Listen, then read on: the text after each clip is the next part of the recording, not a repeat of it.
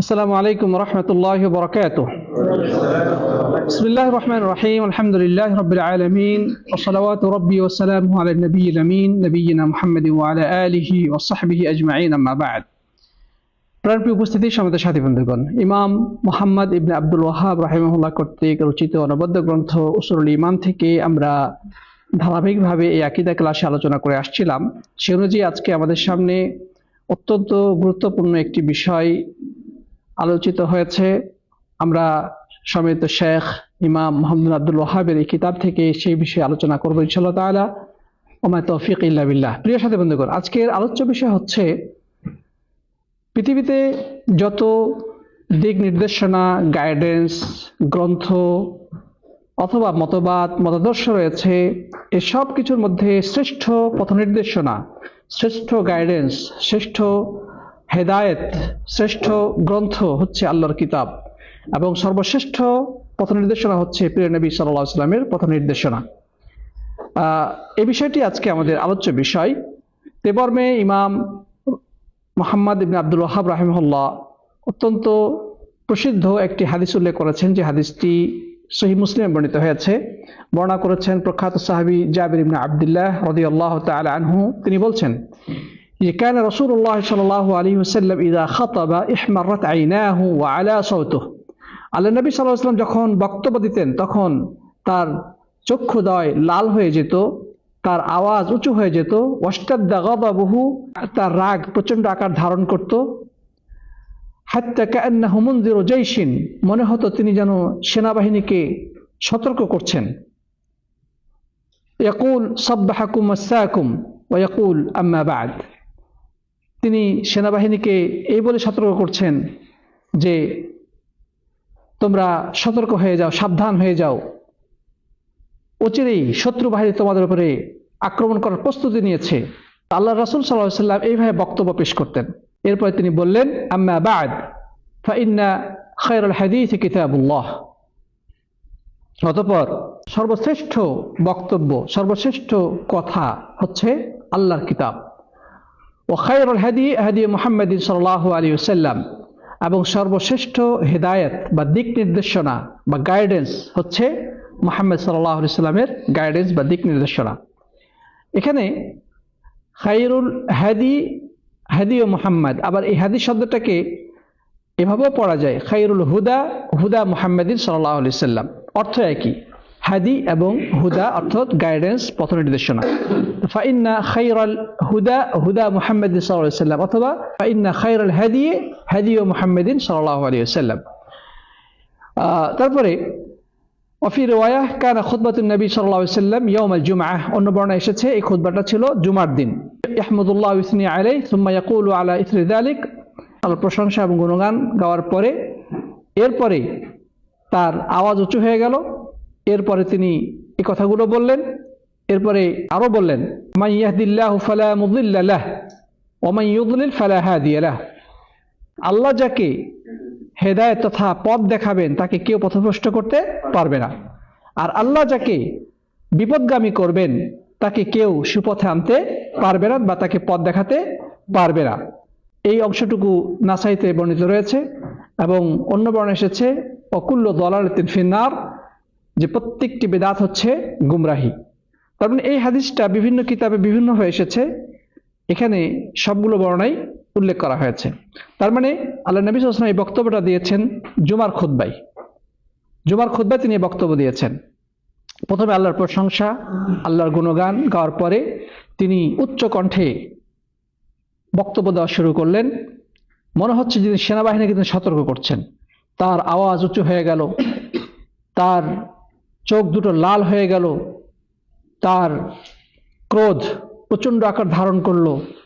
মনে হচ্ছে তিনি সেনাবাহিনীকে যুদ্ধের জন্য প্রস্তুতি নিতে নির্দেশ দিচ্ছেন, সতর্ক করে দিচ্ছেন যে শত্রু বাহিনী তোমাদের উপর আক্রমণ করার জন্য প্রস্তুত, তোমরাও রেডি হয়ে যাও প্রতিহত করার জন্য। এরপরে তিনি বললেন যে পৃথিবীতে যত কথা, যত বক্তব্য রয়েছে, সর্বোত্তম বক্তব্য, সর্বোত্তম কথা হচ্ছে আল্লাহর কিতাব, অর্থাৎ আল্লাহর কালাম। আল্লাহর কথা হচ্ছে সর্বশ্রেষ্ঠ কথা, এর থেকে উত্তম কথা অন্য কিছু নেই বা হতে পারে না। এবং মুহাম্মদ সাল্লাল্লাহু আলাইহি ওয়াসাল্লাম যে দিক নির্দেশনা দিয়ে গিয়েছেন, যে গাইডেন্স, যে পথ নির্দেশনা তিনি দিয়েছেন, পৃথিবীতে যত মানুষ যত দিক নির্দেশনা দিয়েছে, পৃথিবীতে যত মানুষ যত আইডিওলজি, থিওলজি, যত মতবাদ পেশ করেছে, সবচেয়ে উত্তম হচ্ছে প্রিয় নবী সাল্লাল্লাহু আলাইহি ওয়াসাল্লামের এই গাইডেন্স বা পথ নির্দেশনা। প্রিয় সাথী বন্ধুগণ, এরপরে তিনি বললেন যে তোমরা সতর্ক হয়ে যাও, সাবধান হয়ে যাও, দিনের ভিতরে নিত্য নতুন কোনো কিছু তোমরা আবিষ্কার করবে না। সরল উমুর মধ্যে সবচেয়ে খারাপ জিনিস হচ্ছে দিনের মধ্যে নিত্য নতুন আবিষ্কৃত জিনিস। সবচেয়ে খারাপ জিনিস হচ্ছে দিনের মধ্যে, দিনের নামে, ধর্মের নামে নিত্য নতুন আবিষ্কৃত জিনিস। ওয়াকুল্লু বিদআতিন দালালাহ, আর প্রত্যেকটি নতুন আবিষ্কৃত জিনিস হচ্ছে ভ্রষ্টতা। অন্য বর্ণে আছে কুল্লু দালালাতিন ফিন্নার, প্রত্যেকটি ভ্রষ্টতা হচ্ছে জাহান্নাম। প্রিয় বন্ধুগণ, যার পরিণত হচ্ছে জাহান্নাম। তো প্রিয় বন্ধুগণ, এই যে হাদিসটি আমরা শুনলাম, আল্লাহর কিতাব যে সর্বশ্রেষ্ঠ কালাম, আল্লাহর কিতাবের মধ্যে যে কথাগুলো আছে সেগুলো কার কথা? আল্লাহর কিতাবের মধ্যে যে বক্তব্যগুলো রয়েছে, যে কথাগুলো রয়েছে, যেই গাইডেন্স বা দিক নির্দেশনা রয়েছে, এগুলো কার পক্ষ থেকে? আল্লাহ তাআলার পক্ষ থেকে। এই কিতাব, এই কথা, এই বক্তব্য, এই দিক নির্দেশনা পৃথিবীর সর্বশ্রেষ্ঠ কথা, সর্বশ্রেষ্ঠ বক্তব্য, সর্বশ্রেষ্ঠ দিক নির্দেশনা। কোন দিক থেকে? এক নম্বর হচ্ছে ফিল আখবার, মানে কোরআনে যেই বিভিন্ন খবরাখবর বলা হয়েছে, বিভিন্ন ঘটনাবলী বলা হয়েছে, সেই দিক থেকে। অর্থাৎ কোরআনের মধ্যে যে সমস্ত ঘটনা বিবৃত হয়েছে অতীতকালের, বিভিন্ন নবী রাসূলদের বিভিন্ন ঘটনা কোরআনের মধ্যে আছে না নাই? আছে। এগুলো চূড়ান্ত পর্যায়ের সত্য, এর মধ্যে ন্যূনতম কোনো সন্দেহ বা সংশয়ের অবকাশ নাই, একেবারে চূড়ান্ত পর্যায়ের সত্য। তার এদিক থেকে এটা সর্বশ্রেষ্ঠ কিতাব।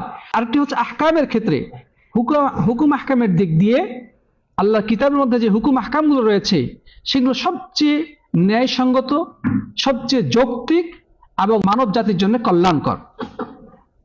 এটি মানুষের দৈনন্দিন জীবনের জন্য, মানুষের জীবনযাপন এবং দৈনন্দিন জীবনের জন্য যে দিক নির্দেশনা কোরআনের মধ্যে দেওয়া হয়েছে, এদিক থেকেও কোরআন সর্বশ্রেষ্ঠ। কারণ যেই জাতি এই কোরআনের দিক নির্দেশনা অনুযায়ী তাদের ব্যক্তিগত, পারিবারিক, সামাজিক, শিক্ষা, সংস্কৃতি, অর্থনীতি, রাষ্ট্র পরিচালনা, যুদ্ধ, সন্ধি, আন্তর্জাতিক পরিমণ্ডলে যা কিছু রয়েছে, যদি কোরআনের আলোকে সেগুলো পরিচালিত করে, তাহলে নিঃসন্দেহে সেই জাতি উন্নত, সমৃদ্ধ এবং একটি নিরাপদ, সুশৃঙ্খল জাতিতে পরিণত হবে। তারা পৃথিবীর সুপার পাওয়ারে পরিণত হবে যদি তারা কোরআনের এই বিধানকে সত্যিকার অর্থে বাস্তবায়ন ঘটাতে সক্ষম হয়। এবং অতীতে হয়েছে। মুসলিমরা কোরআনকে সংবিধান হিসেবে গ্রহণ করার কারণে, কোরআনের বিধিবিধানগুলোকে তাদের ব্যক্তি জীবন থেকে শুরু করে রাষ্ট্রীয় অঙ্গনে সর্বত্র বাস্তবায়ন করার কারণে তারা একসময় বিশ্বকে নেতৃত্ব দিয়েছে। তারা একটি সুন্দর, ন্যায় পরায়ণ, একটি নীতিবান, একটি আদর্শ সমাজ বিনির্মাণ করতে সক্ষম হয়েছিল। সেটা এখন নাই কেন? এর কারণ হচ্ছে আমরা কোরআন থেকে দূরে সরে গেছি। কোরআনের শিক্ষাকে আমরা কোনো শিক্ষাই মনে করি না। নাউজুবিল্লাহ মিন যালিক। আসলে আমরা, আমাদের মন মস্তিষ্ক পচে গেছে, আমাদের চিন্তা চেতনা নষ্ট হয়ে গেছে, আমাদের মনোভাব সবকিছু যেন পরিবর্তন হয়ে গেছে। আমরা অন্যের লেজুর বৃত্তিতে লিপ্ত, পশ্চাত্যের অন্ধ অনুকরণে আমরা লিপ্ত। আমরা মনে করি ওরাই হচ্ছে সমৃদ্ধ, ওরাই হচ্ছে সুশিক্ষিত জাতি, ওদের পথ অনুসরণ করলেই আমরা হয়তো উন্নত হতে পারবো। কিন্তু তারা হয়তোবা বৈষয়িক দিক থেকে কিছুটা ক্ষেত্রে তারা উন্নতি করেছে। হ্যাঁ, দেখতে পাবো যে তাদের বড় বড় বিল্ডিং আছে, তাদের আবিষ্কার আছে, কিন্তু আত্মিক দিক থেকে, মানসিক দিক থেকে তারা কতটা ধ্বংসপ্রাপ্ত, তারা কতটা অসুখী, সেটা একমাত্র যারা তাদের সাথে মিশেছে এবং তাদের অবস্থাগুলো পর্যবেক্ষণ, তারাই সেটা বুঝতে পারে। যার কারণে আমরা যদি দেখি পৃথিবীতে যারা সবচেয়ে বেশি আত্মহত্যা করে মৃত্যুর পথ বেছে নেয়, যে সকল দেশে মানুষ আত্মহত্যা করে জীবনকে শেষ করে ফেলতে চায়, এটা পরিসংখ্যান দেখা গেছে টপ 10 এর মধ্যে যে দেশগুলো আছে সবগুলোই হচ্ছে অমুসলিম কান্ট্রি, সবগুলোই হচ্ছে অমুসলিম দেশ। প্রথম 10 এর মধ্যে তারাই রয়েছে। অথচ যারা আমাদের থেকে, যাদেরকে আমরা মনে করি এরা খুব সুখী, এদের ঘর বাড়ি কত উন্নত, এদের বড় বড় বিল্ডিং, এদের কত উন্নত আবিষ্কার, কত কিছু আমরা মনে করি। কিন্তু খোঁজ নিয়ে দেখেন তারা মানসিকভাবে কতটা অশান্তিতে বসবাস করে, কতটা অশান্তিতে তারা জীবনযাপন করে, যে সরকারের কাছে তারা দাবি জানায় যে আমাদেরকে আত্মহত্যা করার অনুমতি দেওয়া হোক, এবং সরকার সেটা অনুমতি দিয়েছে অনেক দেশে, যে তোমরা ইচ্ছা করলে আত্মহত্যা করতে পারো। এটাকে আইনগত বৈধতা দেওয়া হয়েছে। প্রিয় ভাইরা আমার, এটা তারা কি বুঝায়? যে বৈষয়িক উন্নতি কোনো উন্নতি নয় যদি আত্মিক দিক থেকে, মানসিক দিক থেকে, মনের প্রশান্তির দিক থেকে কেউ উন্নতি করতে সক্ষম না হয়। পৃথিবীতে যদি নারী ধর্ষণ কোন দেশে বেশি হয়? টপ 10 এর মধ্যে অমুসলিম দেশগুলোতে। নারী ধর্ষণ কোন দেশে হয়? সবগুলোতে। বেশিরভাগ হলো ওই ইউরোপ আমেরিকাতে। আপনি খোঁজ নিয়ে দেখেন, আপনি গুগল সার্চ করেন। প্রিয় বন্ধুগণ, কেন? তাদের তো নারীদেরকে ক্ষমতায়ন করা হয়েছে, তাদেরকে উন্মুক্ত স্বাধীনতা দেওয়া হয়েছে, তাদের ড্রেসের স্বাধীনতা, তাদের চলাফেরার স্বাধীনতা, সবকিছু দেওয়া হয়েছে। তারপরেও কেন তারা ধর্ষিত হচ্ছে, কেন তারা নির্যাতিত হচ্ছে? প্রিয় বন্ধুগণ, বুঝতে হবে যে যেগুলোকে আমরা উন্নতি বলছি, সমৃদ্ধি বলছি, এগুলো কিন্তু উন্নতি সমৃদ্ধি না, এগুলো হচ্ছে মায়া মরীচিকা। মরুভূমিতে দাঁড়িয়ে দূরে তাকালে দেখা যাবে যে প্রচন্ড কিরণ, রোদের উত্তাপে মনে হয় যে পানি খেলা করছে, মনে হয় সাগরের পানি ঢেউ খেলছে, কিন্তু আপনি কাছে যে দেখবেন কিছুই নেই। তো ওদেরকে আমরা সুখী মনে করছি, কিন্তু তারা আসলে সুখী নয়, তারা আসলে উন্নত নয়।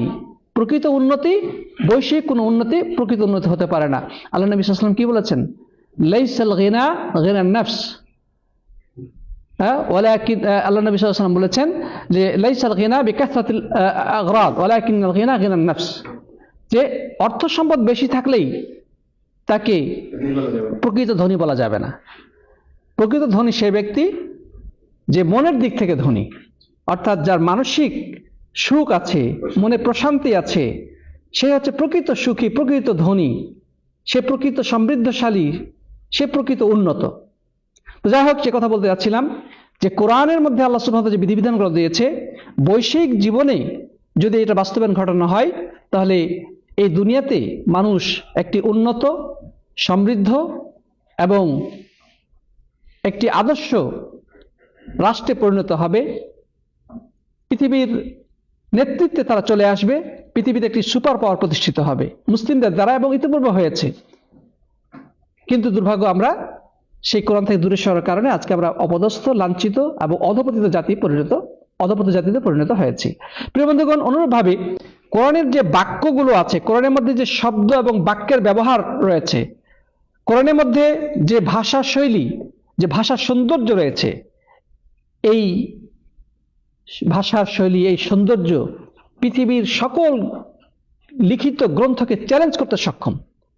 কারণ এর মধ্যে রব্বুল আলামিন যে উচ্চ মানের সাহিত্য, উচ্চ মানের ভাষা এবং প্রভাব সৃষ্টিকারী শব্দ ব্যবহার করেছেন, তৎকালীন আরব সমাজ তখন কিন্তু ভাষা সাহিত্যে তারা খুব পরিচিত ছিল। তাদের কবিতা সাহিত্য নিয়ে তারা যথেষ্ট পারঙ্গম ছিল। সে জাহিলি যুগের আরবি কবিতা এখনকার যুগে ঢাকা বিশ্ববিদ্যালয় থেকে শুরু করে বড় বড় বিশ্ববিদ্যালয়ে পাঠ্যপুস্তক হিসেবে পড়ানো হয়, অথচ ওই কবি কোনো ইউনিভার্সিটিতে পড়ে নাই, সে কোনো স্কুলে কোনোদিন যায় নাই, স্বভাব কবি। তার মুখনিসৃত যে কবিতাগুলো, সেই কবিতাগুলো এখনকার আমাদের বিশ্ববিদ্যালয়গুলোতে নিয়মিত পড়ানো হয়, এটার উপরে ডক্টরেট হচ্ছে, থিসিস হচ্ছে। তো সেই সাহিত্যের উৎকর্ষের যুগে কোরআন নাজিল হয়েছিল, এবং তৎকালীন আরবরা এত সাহিত্য চর্চা করার পরেও কোরআনের ভাষা সাহিত্য এবং ভাষা শৈলীর কাছে তারা পরাভূত হয়ে তারা নির্দ্বিধায় একথা স্বীকার করতে বাধ্য হয়েছিল, লাইসা হাযা মিন কালামিল বাশার, এটা কোনো মানুষের কথা হতে পারে না। আমরা কবিতা অনেক জানি, কিন্তু কোন কবিতা যেটা আমাদের সকল কবিতাকে চ্যালেঞ্জ করছে? কোন ধরনের ভাষার প্রয়োগ যেটা আমাদের সমস্ত ভাষার জন্য চ্যালেঞ্জ হয়ে দাঁড়িয়েছে? প্রিয় বন্ধুগণ, তো ফাইন আসদাকাল হাদিস কিতাবুল্লাহ, সত্যতার দিক দিয়েও এটি সর্বশ্রেষ্ঠ গ্রন্থ। তারপরে প্রিয় বন্ধুগণ, কোরআনের এই যে মাধুর্যপূর্ণ বাক্য, উচ্চমানের শক্তিশালী শব্দ প্রয়োগ এবং এই যে ছন্দময় ভাষা, এগুলো কাফেররা তারা গোপনে শুনে তারা একে অপরকে বলতো যে এক বিস্ময়কর কিতাব, এ আশ্চর্যজনক গ্রন্থ, এরকম বাক্য আমরা কখনোই শুনি নাই। যার কারণে অনেকে ইসলামও কবুল করেছে এই ভাষা সাহিত্যের কাছে, তাদের ভাষা সাহিত্য পরাভূত হওয়ার কারণে। আল্লাহ সুবহানাহু ওয়া তাআলা কোরআনে বলেছেন যে ওয়াইন কুনতুম ফি রাইবি মিম্মা নাযালনা আলা আবদিনা ফাতু বিসূরাতিন মিন মিথলিহি। আল্লাহ তাআলা বলছেন যে আমি আমার বান্দার প্রতি যা নাজিল করেছি সেটার ব্যাপারে তোমাদের ন্যূনতম কোনো সন্দেহ থেকে থাকে, তাহলে এই কোরআনের মতো একটা সূরা তোমরা নিয়ে এসে হাজির করো। এবং এক্ষেত্রে তোমাদের যত সাহায্যকারী গোষ্ঠী আছে, তোমাদের যত কবি সাহিত্যিক, যত বড় বড় ভাষা পণ্ডিত রয়েছে, সবাইকে একসাথে জমা করার পরে কোরআনের একটি সূরার মতো করে তোমরা সূরা রচনা করো, সূরা তৈরি করো, যদি তোমরা সত্যবাদী হয়ে থাকো। এটা তো সরাসরি চ্যালেঞ্জ, ঠিক না? ঠিক। কিন্তু আজকে 1450 বছরের ইতিহাসে এই চ্যালেঞ্জ গ্রহণ করার মতো দুঃসাহস কেউ দেখাতে পারেনি। আরেকটি চ্যালেঞ্জ কোরআনের প্রথমেই, আলিফ লাম মিম যালিকাল কিতাব লা রাইবা ফিহি। এটা হচ্ছে এমন একটি কিতাব যার মধ্যে কোনো সন্দেহ নেই, কোনো সন্দেহের সুযোগই নেই। পৃথিবীতে যত গ্রন্থকার গ্রন্থ লিখেছে, গ্রন্থের শুরুতেই তারা একটা ভূমিকা লিখে দেয়, সেখানে নিজের দুর্বলতাকে স্বীকার করে বলে যে বিজ্ঞ পাঠকের কাছে অনুরোধ, আমার লেখায় যদি কোথাও ভুল ত্রুটি পরিলক্ষিত হয়, অসঙ্গতি ধরা পড়ে, তাহলে দয়া করে আমাকে জানাবেন, পরবর্তী সংস্করণে তা সংশোধন করে নেওয়া হবে, বলে কিনা? কিন্তু আল্লাহর কিতাব, এটা তো মানুষের কোনো বক্তব্য নয়, এটা তো রব্বুল আরবাব মালিকুল আমলাক, মহান রাজাধিরাজ আল্লাহ সুবহানাহু ওয়া তাআলার পক্ষ থেকে নাজিলকৃত কিতাব। এর মধ্যে সন্দেহ কোনো অবকাশ থাকা কি সম্ভব? এর মধ্যে কোনো সন্দেহ থাকার সুযোগ নাই, সম্ভাবনাও নেই। লা রাইবা ফিহি, এর মধ্যে কোনো সন্দেহ নেই। আল্লাহু আকবার। তো সাথী বন্ধুগণ, আল্লাহ নবী যে কথাটা বললেন, ফাইন্না খায়রুল হাদিস কিতাবুল্লাহ, আল্লাহর কিতাব হচ্ছে সর্বশ্রেষ্ঠ বাণী, এর থেকে উত্তম বাণী আসমানের নিচে জমিনের উপরে আর কোনো কিছু নাই। শুধু এই নিচের আসমান নয়, বরং সপ্ত আকাশ ব্যাপী কোথাও এর সমপরিমাণ কোনো বাক্য, কোনো বাণী, কোনো কিতাব নাই। এই কিতাব তো মূলত লাওহে মাহফুজ থেকে এসেছে। আল্লাহ রাব্বুল আলামিন তার নিজের কাছে সেই সংরক্ষিত ফলকে তিনি সর্বপ্রথম এটাকে সংরক্ষণ করেছেন। তারপরে মানব জাতির প্রয়োজনে ধীরে ধীরে দীর্ঘ 23টি বছর ধরে প্রিয় নবী সাল্লাল্লাহু আলাইহি ওয়াসাল্লামের কাছে এই কিতাব নাজিল করেছেন। অতএব এটা এমন নয় যে এই কোরআন তিনি লিখিত আকারে আমাদের কাছে পাঠিয়ে দিয়েছেন, না, ধীরে ধীরে জিবরাইল আমিনের মারফতে লাওহে মাহফুজ থেকে অল্প অল্প করে মানব জাতির প্রয়োজনে তিনি নাজিল করেছেন পৃথিবীর বুকে দীর্ঘ 23টি বছর ধরে। আল্লাহু আকবার। অতএব প্রিয় বন্ধুগণ, এই কথার মধ্যে কোনো সন্দেহ নেই যে আল্লাহর কিতাব সর্বশ্রেষ্ঠ বাণী, সর্বশ্রেষ্ঠ গ্রন্থ, সর্বশ্রেষ্ঠ দিক নির্দেশনা। এরপরে আল্লাহ নবী সাল্লাল্লাহু আলাইহি ওয়াসাল্লাম যে কথাটা বললেন, ওয়া খায়রুল হাদি হাদি মুহাম্মাদিন সাল্লাল্লাহু আলাইহি ওয়াসাল্লাম। হাদি শব্দের অর্থ কি? পথ নির্দেশনা, গাইডেন্স, দিক নির্দেশনা। পৃথিবীতে যুগে যুগে অনেক মনীষীর আবির্ভাব ঘটেছে, যাদেরকে আমরা মনীষী বলি, ঠিক না? ঠিক।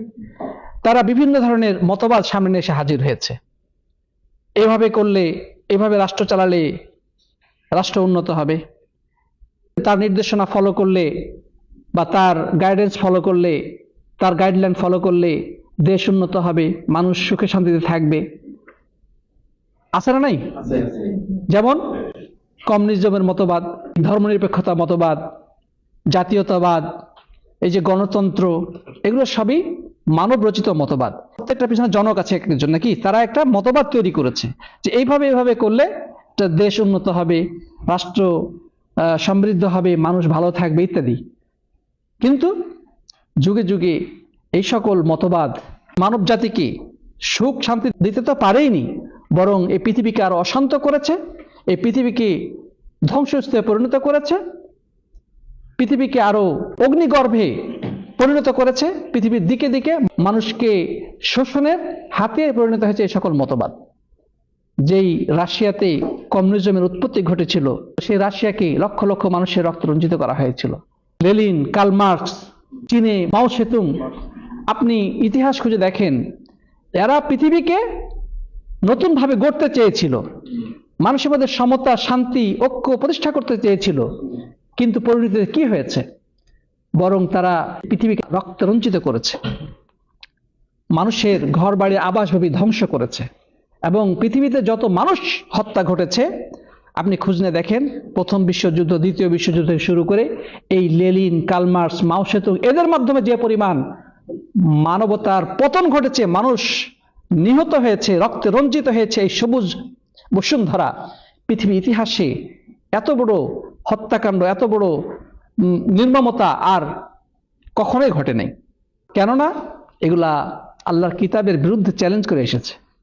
আল্লাহ রাসূল সাল্লাল্লাহু আলাইহি ওয়াসাল্লামের সেই গাইডেন্স থেকে মুখ ফিরিয়ে তারা নতুন মতাদর্শ তারা প্রতিষ্ঠা করেছে। সাথী বন্ধুগণ, অতএব আমরা যে কথা বলতে চাই, আল্লাহ রাসূল সাল্লাল্লাহু আলাইহি ওয়াসাল্লামের সেই বক্তব্য যে সর্বশ্রেষ্ঠ গাইডেন্স, দিক নির্দেশনা হচ্ছে নবী মুহাম্মদ রাসূলুল্লাহ সাল্লাল্লাহু আলাইহি ওয়াসাল্লামের গাইডেন্স বা দিক নির্দেশনা। আল্লাহ তাআলা কোরআনে বলেছেন, লাকাদ কানা লাকুম ফি রাসূলিল্লাহি উসওয়াতুন হাসানাহ, লাকাদ কানা লাকুম ফি রাসূলিল্লাহি উসওয়াতুন হাসানাহ, নিশ্চয় রাসূলুল্লাহর মধ্যে রয়েছে তোমাদের জন্য উত্তম ও অনুসরণীয় আদর্শ। অতএব প্রিয় বন্ধুগণ, আমরা তাকে যদি ফলো করি, তার গাইডেন্সকে যদি আমরা ফলো করি, তবে আমরা দুনিয়াতে যেভাবে সুখ সমৃদ্ধ জীবন অর্জন করতে পারবো, মৃত্যুর পরবর্তী জীবনটা হবে আমাদের আনন্দময় এবং কণ্টক মুক্ত। প্রিয় বন্ধুগণ, রব্বুল আলামিন কোরআনের মধ্যে এই বিষয়টি উল্লেখ করেছেন। আল্লাহ সুবহানাহু ওয়া তাআলা বলছেন, ফামানিত্তাবা হুদায়া ফালা ইয়াদিল্লু ওয়ালা ইয়াশকা, যে আমার গাইডেন্সকে ফলো করবে সে কখনোই বিপদগামী হবে না এবং সে কখনোই দুর্ভাগ্যে পতিত হবে না। আল্লাহ তাআলা বলছেন, ওমান আ'রাদা আন যিকরি ফাইন্না লাহু মাঈশাতান দানকা ওয়া নাহশুরুহু ইয়াওমাল কিয়ামাতি আ'মা, যে ব্যক্তি আমার এই দিক নির্দেশনা থেকে মুখ ফিরিয়ে নেবে, তার পরিণতি কি হবে? দুনিয়াতে সে খুবই দুর্দশাময় সংকীর্ণ জীবনে সে পতিত হবে এবং কিয়ামতের দিন সে উঠবে অন্ধ হয়ে। প্রিয় বন্ধুগণ, তাহলে আল্লাহর যে দিক নির্দেশনা থেকে মুখ ফিরিয়ে চলবে, দুনিয়াতে তার জীবনটা হবে দুর্বিষহ, দুর্দশাময়, সংকীর্ণ। একটা মানুষ আত্মহত্যার পথ কখন বেছে নেয়? সে দেখে যে পৃথিবীতে সব দরজা তার জন্য যেন বন্ধ, পৃথিবীটা উন্মুক্ত হওয়ার পরও কোথাও যেন তার যাওয়ার জায়গা নাই। তাকে কেউ ভালোবাসে না, কেউ তাকে সম্মান করে না, কেউ তাকে বুঝে না, সবাই তার বিরুদ্ধে, পৃথিবীটা তার বিরুদ্ধে। সে নিজেকে ভাবতে শুরু করে যে এই পৃথিবীতে থাকার উপযুক্ত আমি না। শেষ পর্যায়ে সে নিজেকে শেষ করে ফেলে, লাইফে সে পেস্তুল ঠিকিয়ে দুনিয়া থেকে চলে যায়। প্রিয় বন্ধুগণ, কারণ কি? আল্লাহর জিকির থেকে দূরে থাকার কারণে, আল্লাহর কিতাব থেকে দূরে থাকার কারণে।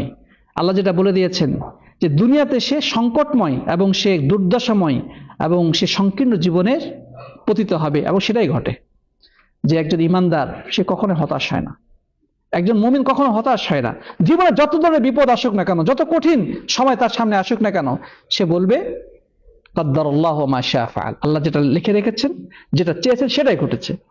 মেঘ দেখে তুই করিস নে ভয়, আড়ালে তার সূর্য হাসে। সে বিশ্বাস করে যে যতই ঘন কালো মেঘে আকাশ ছেয়ে যাক না কেন, এই মেঘ সরে যাবে, আবার রক্তিম সূর্যের আলোয় পৃথিবীটা হেসে উঠবে। তার ভিতরে এই বিশ্বাসটা রয়েছে।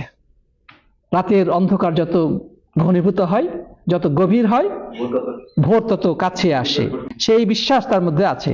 সে তাকদীরের প্রতি বিশ্বাস রাখে যে আল্লাহর ফয়সালা ছাড়া কোনো কিছু ঘটে না, আল্লাহ ফয়সালা ছাড়া কোনো কিছুই ঘটে না। সে বিশ্বাস করে পৃথিবীর সমস্ত মানুষ যদি একত্রিত হয়ে তোমার উপকার করতে চায়, তাহলে আল্লাহ লিখিত ফয়সালার বাইরে তো এতটুকু উপকার করতে পারবে না। ঠিক একইভাবে পৃথিবীর সমস্ত মানুষ যদি তোমার বিরুদ্ধে লেগে পড়ে, তোমার শত্রুতে পরিণত হয়, তোমার ক্ষতি করতে চেষ্টা করে, তারা আল্লাহ লিখিত ফয়সালার বাইরে এতটুকু তোমার ক্ষতি করতে পারবে না, এটা সম্ভব নয়।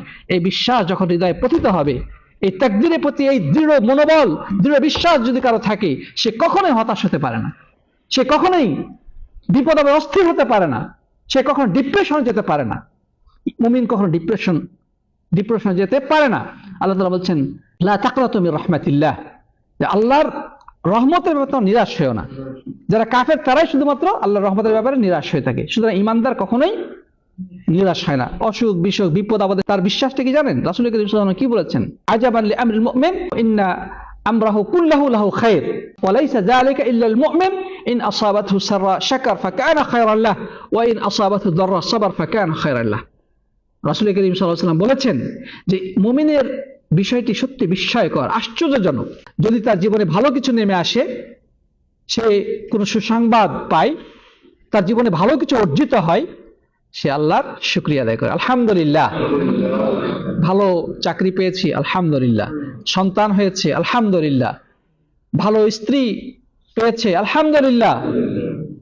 রোগ থেকে ভালো হয়ে গেছে, সুস্থতা অর্জন করেছে, আলহামদুলিল্লাহ। মানে জীবনে প্রত্যেকটা ক্ষেত্রে ভালো কিছু পেলে আলহামদুলিল্লাহ পাঠ করে। ওয়াইন আসাবাতু দাররা সাবার ফাকানা খায়রান লাহ। আর যদি কোনো দুঃখজনক, কোনো কষ্ট এবং মর্মপীড়াদায়ক কোনো কিছু ঘটে, সে কি করে? সবর করে। কোনো বিপদে পড়লে ধৈর্য ধারণ করে। সে বলে কদ্দারাল্লাহু মা শাআ ফাআল, আল্লাহর ফয়সালা যেটা ঘটেছে সেটাই হয়েছে, আল্লাহ যা চেয়েছেন তাই হয়েছে। সে ধৈর্য ধারণ করে, এটা তার জন্য কল্যাণকর। তার মানে দুটাই কল্যাণকর। অন্য হাদিসে আসছে যে একজন মানুষ যদি কাজ করতে করতে ক্লান্ত হয়ে যায়, ঘেমে যায়, অতীতের কোনো বিষয়ে টেনশন করে, ভবিষ্যৎ নিয়ে কোনো কিছু টেনশন করে, এমনকি রাস্তায় চলতে গিয়ে তার পায়ে একটা কাঁটা বিঁধে যায়, আল্লাহ তাআলা এর মাধ্যমে তার গুনাহ মোচন করে দেন। অন্য বর্ণনা আছে তার মর্যাদা বৃদ্ধি করে দেন। সুবহানাল্লাহ। তাহলে মুমিনের হতাশার জায়গা কোথায়? জীবনে যা কিছুই ঘটুক না কেন, এর দ্বারা আমাদের শুধু কল্যাণই রয়েছে। রব্বুল আলামিন এর মাধ্যমে আমাদের গুনাহ মোচন করেন, আখিরাতে মর্যাদা বৃদ্ধি করেন। সুতরাং মুমিন কখনো হতাশ হয় না। আল্লাহ রাসূলের এই কথাটা কতটা সত্য। ফাইন আহসানুল হাদিসি কিতাবুল্লাহ, অথবা খায়রুল হাদিসি কিতাব, সর্বশ্রেষ্ঠ গ্রন্থ, সবচেয়ে উত্তম কথা হচ্ছে আল্লাহর কিতাব। তো আমরা বুঝতে পেরেছি কোন দিক থেকে আল্লাহর কিতাব সর্বশ্রেষ্ঠ। প্রিয় বন্ধুগণ, আমরা কথা আজকে আর বাড়াবো না। আমরা মনে হয় হাদিসের এইটুকুই আমাদের যথেষ্ট হতে পারে। নেক্সট টাইমে ইনশাআল্লাহ হাদিসের বাকি অংশ আমরা আলোচনা করব আল্লাহ চাহে তো। আল্লাহ যেন আমাদের সবাইকে এই কোরআনের সাথে সম্পর্ককে আরো গভীর করার তৌফিক দান করেন, আল্লাহুম্মা আমিন। আমরা অনেকেই আছি কোরআন পড়ি না, পড়তেও জানি না, পড়ার প্রয়োজনও মনে করি না। দিন চলে যায়, সপ্তাহ চলে যায়, বছর চলে যায়, আমরা কোরআন খুলে দেখার গরজ অনুভব করি না। তাহলে আমাদের জীবনে হতাশা নেমে আসবে না তো কাদের জীবনে নেমে আসবে? আমরা সামান্যতেই হাহুতাশ করবো তো কাদের জীবনে এই হাহুতাশ নেমে আসবে? প্রিয় বন্ধুগণ, যে ব্যক্তি কোরআনের সাথে সম্পর্ক যত বেশি গভীর করতে পারবে, তার জীবনটা ততই সুখময় হবে। আর মধ্যে কোনো সন্দেহ নেই, কোনো সন্দেহ নেই। আপনার কোরআনের সাথে রিলেশনটা যত বেশি হবে, আপনার টেনশন, আপনার অস্থিরতা, আপনার হতাশা, ডিপ্রেশন দূর হতে বাধ্য। আল্লাহ যেন আমাদেরকে আল্লাহর কিতাব অনুযায়ী জীবন পরিচালনা করার তৌফিক দান করেন, আল্লাহুম্মা আমিন। কোরআনের সাথে আমাদের সম্পর্কে গভীর করার তৌফিক দান করেন, আল্লাহুম্মা আমিন। সবাইকে অনেক অনেক ধন্যবাদ জানিয়ে আজকে আলোচনা এখানেই সমাপ্ত করছি। জাযাকুমুল্লাহু খাইরান। সুবহানাকা আল্লাহুম্মা বিহামদিকা আশহাদু আল্লা ইলাহা ইল্লা আনতা আস্তাগফিরুকা ওয়া আতুবু ইলাইক।